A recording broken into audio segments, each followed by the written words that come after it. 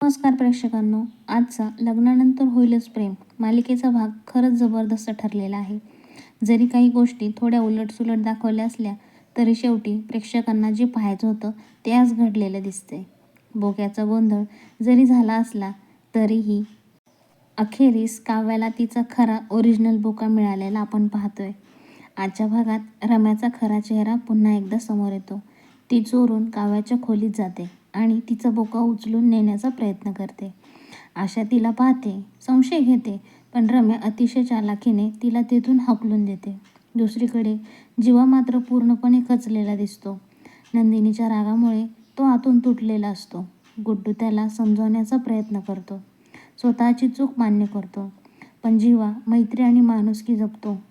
नंदिनी सध्या रागात असली तरीही एक दिवस ती नक्की समजून घेईल असा विश्वास जीवाच्या मनात असतो.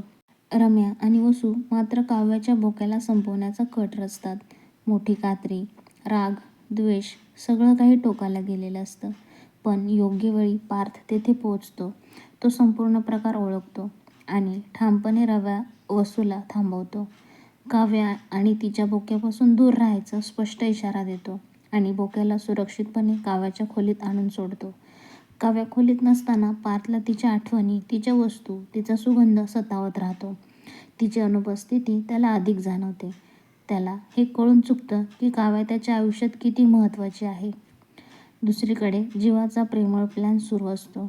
शब्दांमधून, संकेतांमधून आणि कविता आणि इशाऱ्यांमधून तो नंदिनीपर्यंत पोहोचण्याचा प्रयत्न करतो. शारदाची साथ त्याला मिळते. नंदिनीच्या चेहऱ्यावर हसू उमटतं.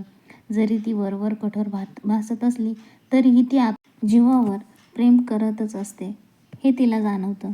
भागाचा सगळ्यात भावनिक क्षण तेव्हा येतो जेव्हा काव्याला कळतं की तिचा बोका नष्ट करण्यात आलेला आहे. ती पूर्णपणे कोलमडते. रम्या वसूचा खरा चेहरा सर्वांसमोर उघड होतो.